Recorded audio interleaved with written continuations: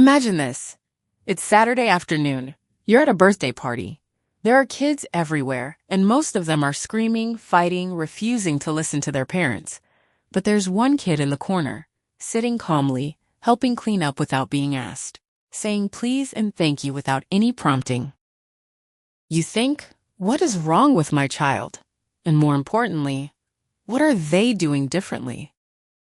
Here's the answer. The parents of that calm child aren't stricter. They don't punish more. They don't yell louder. They simply know 7 specific secrets.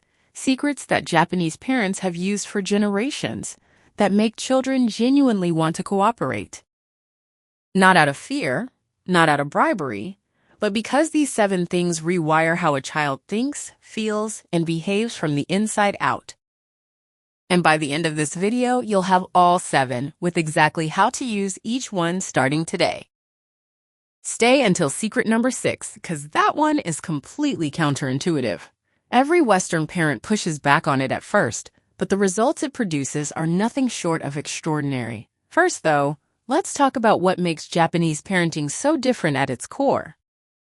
Japan consistently raises some of the most self-disciplined, cooperative, and emotionally regulated children on the planet. Japanese 6-year-olds clean their own classrooms with no adults telling them to. Japanese kids ride the subway to school alone. Japanese children sit through 45-minute lessons without fidgeting, complaining, or acting out. And the fascinating part? Japanese parents don't achieve this through strictness or fear. Research from developmental psychologists at Harvard and Stanford who have studied Japanese child-rearing confirms the opposite. Japanese parenting is built on warmth, trust, and a deep understanding of how the developing brain works. It all comes down to 7 core secrets. Let's go through each one. Secret 1. They never give orders from across the room. The first secret sounds almost too simple, but it changes everything. Japanese parents never shout instructions from another room. They never yell, "Clean your room" from the kitchen, or "Stop that" from the couch. Instead, they walk over, get to the child's eye level, and speak quietly and directly. This is called the proximity rule, and the neuroscience behind it is powerful. When you shout from a distance, a child's brain registers it as a threat, noise coming from an unknown direction. Their stress response activates. They either ignore it or react with defiance. But when you walk over and speak at eye level, you activate what neuroscientists call the social engagement system, the part of the brain designed for cooperation, connection, and listening. Suddenly, following your instruction feels natural instead of forced. Action step. This week, no shouting across rooms. Walk over every single time. It feels exhausting for the first few days. By day 7, you'll notice your child already looking for you before they act out. Secret number 2 is called mitomeru, which means acknowledgement. Before Japanese parents give any instruction, redirect any behavior, or correct anything, they acknowledge the child's emotion first. I can see you're really frustrated right now. You really wanted to keep playing. That makes complete sense. This isn't weakness. This is strategy. Here's why it works. When a child feels emotionally seen, their cortisol levels drop almost instantly. Their nervous system shifts out of fight or flight. Their prefrontal cortex, the part responsible for cooperation, logic, and listening, comes back online. You haven't solved the problem yet. You've simply made their brain capable of receiving a solution. Compare that to jumping straight to "stop crying" or "I said no."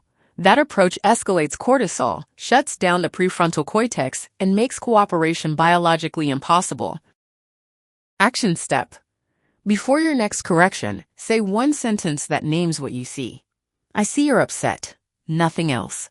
Watch what happens to their body language. Secret 3 is Shizen Nakeka, natural consequences. Japanese parents are masters at stepping back and letting reality be the teacher. They don't invent artificial punishments. They let the natural consequence of the child's choice do the work. Child won't wear a jacket? Let them get cold. They'll ask for it in 10 minutes, and they'll remember next time without being told. Child leaves their bike in the rain? Let it get wet.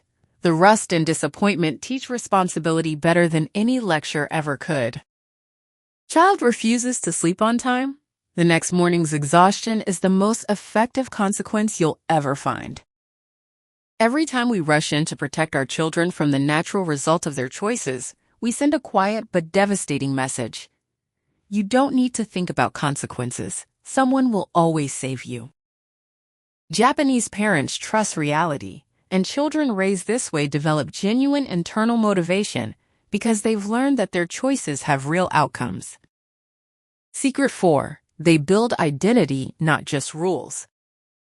This is one of the most profound differences between Japanese and Western parenting. Western parents set rules. Don't hit. Share your toys. Say sorry. Japanese parents build identity through daily ritual. A 4-year-old sets the table every evening, not because there's a rule about it, but because in this family, we take care of each other. A 5-year-old packs their own school bag every morning, not to earn a reward, but because in this family, we are responsible people. Here's what this does to the developing brain. When a behavior is repeated daily as part of who we are, not as a rule imposed from outside, it becomes encoded as identity. And identity drives behavior far more powerfully than any rule, reward, or consequence ever could. This is why Japanese children clean their classrooms without being asked. It's not a rule, it's who they are.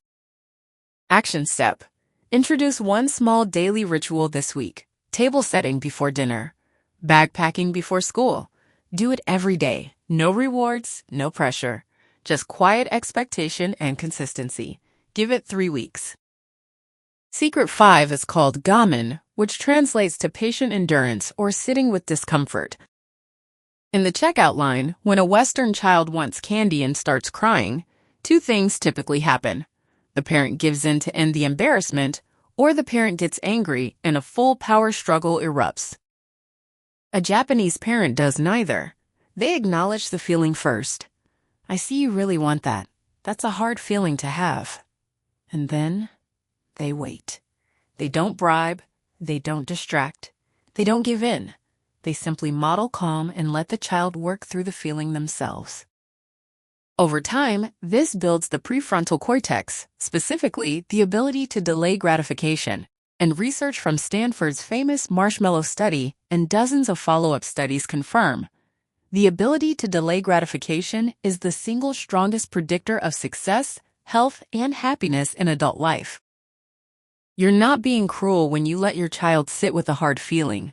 You're building the most important brain muscle they'll ever have. And here it is, Secret 6, the one that shocks Western parents most. It's called mimamoru, which means to watch over from a distance. It is the deliberate, intentional practice of not stepping in immediately when your child struggles. When a Japanese child is frustrated, stuck, or upset, the parent's first instinct is not to rescue. It's to observe, to trust, to wait. In the West, we rush in. Child can't open a jar? We open it. Child is struggling with homework? We explain it immediately. Child is upset at the playground? We intervene before they've had a chance to try. Every rescue, however loving, sends the same message. You can't handle this alone. Mimamoru sends the opposite message, and over time that message becomes a belief. Children who have been trusted to struggle develop what developmental psychologists call productive struggle, and it is one of the most powerful predictors of emotional resilience, confidence, and problem-solving ability in later life. So next time your child is struggling, pause, count to 10, watch. Give them the chance to surprise you. The 7th secret is the one that makes all the others possible. It's called ameru. Ameru describes the feeling of being completely, unconditionally safe in someone's love. In the earliest years of life, Japanese parents prioritize physical closeness above almost everything else. Co-sleeping, constant carrying, unhurried togetherness. This isn't spoiling. This is neuroscience. A child who has a deeply secure attachment to their caregiver develops a nervous system that is fundamentally more capable of self-regulation. When a child knows, in their body, not just their mind, that love is not conditional on their behavior, They don't need to act out for attention. They already feel safe. And here is the beautiful paradox. The more deeply connected a child feels to their parents, the more they want to cooperate with them. Not out of fear, not out of bribery, but because the relationship is so strong that pleasing their parent feels good. Connection is not the opposite of discipline. Connection is the foundation that makes discipline possible. Let's bring it all together. The 7 Japanese parenting secrets that make kids genuinely obedient. 1. Proximity rule. Get close, get low, speak quietly. 2. Mitomeru. Acknowledge the emotion before giving any instruction. 3. Shizen nakeka. Let natural consequences do the teaching. 4. Identity building. Daily rituals that build who they are, not just what they do. 5. Gamen. Let them sit with hard feelings. Build the delay gratification muscle. 6. Mimamoru. Step back. Trust the struggle. Watch them grow. 7. Ameru. Deep unconditional connection is the soil everything else grows in. None of these require money. None require perfect parenting. They require presence, patience, and a willingness to trust your child more than you've been told to. Your challenge starts right now. Tonight, find your child. Don't mention homework or chores or the thing they did wrong. Just find them and give them a quiet, unhurried 10-second hug. No agenda, just connection. Tomorrow, try the proximity rule. Every single instruction, walk over first. No shouting across rooms for 24 hours. Do just those 2 things for 7 days. I promise you will see a different child. If this video gave you something real, drop the number of the secret that hit you hardest in the comments below. I read every single one. And if you want the next video on why Japanese kids can focus for 45 minutes straight while Western kids can barely manage 5, subscribe right now. See you there.